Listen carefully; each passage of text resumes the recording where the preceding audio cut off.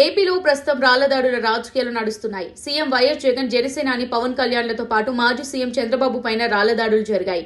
అయితే తాజాగా జరిగిన రాళ్లదాడులను పక్కన పెడితే ఓవరాల్ గా జరిగిన రాళ్లదాడుల్లో బాధితుడిగా మారింది మాత్రం చంద్రబాబు నాయుడు అని చెప్పాలి. తాజాగా గాజువాకలో చంద్రబాబు ప్రసంగిస్తున్న సమయంలో ఆయనపైకి రాళ్లు విసిరారు. కానీ ఆ రాళ్లు చంద్రబాబు వరకు చేరకపోవడంతో ఎలాంటి ప్రమాదం జరగలేదు. గతేడాది కూడా చంద్రబాబుపై రాళ్లదాడి జరిగింది. 2023 ఆగస్టు 4న ప్రాజెక్టుల పరిశీలనకు వెళ్తున్న చంద్రబాబుపై అన్నమయ్య జిల్లా తంబలపల్లి నియోజకవర్గం అంగలులో రాళ్లదాడి జరిగింది. ఆ దాడి నుంచి చంద్రబాబు సురక్షితంగా బయటపడ్డారు. చంద్రబాబుపై రాళ్లదాడి తర్వాత అంగలులో తీవ్ర ఉద్రిక్తత చోటు చేసుకుంది. ఇది సాధారణ రాళ్లదాడి కాదని, తనను చంపేందుకు జరిగిన కుట్ర అని చంద్రబాబు ఆందోళన వ్యక్తం చేశారు. ఈ క్రమంలో టీడీపీ, వైసీపీ శ్రేణుల మధ్య ఓ రేంజ్ లో ఘర్షణ చెలరేగింది. దీంతో అంగలులో ఉద్రిక్తతకు కారణం చంద్రబాబే అని పోలీసులు అతనిపై కేసులు పెట్టారు. 2021లో తిరుపతి ఎంపీ బల్లి దుర్గా ప్రసాద్ రావు కరోనాతో మృతి చెందడంతో 2021లో ఈ లోక్సభ స్థానానికి ఉప ఎన్నికలు జరిగాయి. సందర్భంగా ఎన్నికల ప్రచారానికి వెళ్లిన సమయంలోనూ చంద్రబాబుపై రాళ్లదాడి జరిగింది. పబ్లిక్ మీటింగ్ లో చంద్రబాబు ప్రసంగిస్తుండగా ఆయనపై రాళ్లు విసిరారు దుండగులు. కానీ ఆ రాళ్లు చంద్రబాబు వరకు చేరకపోవడంతో ప్రమాదం తప్పింది. అంతేకాదు, వైసీపీ అధికారంలోకి వచ్చిన కొత్తలో చంద్రబాబు వాహనంపై రాళ్లదాడి జరిగింది.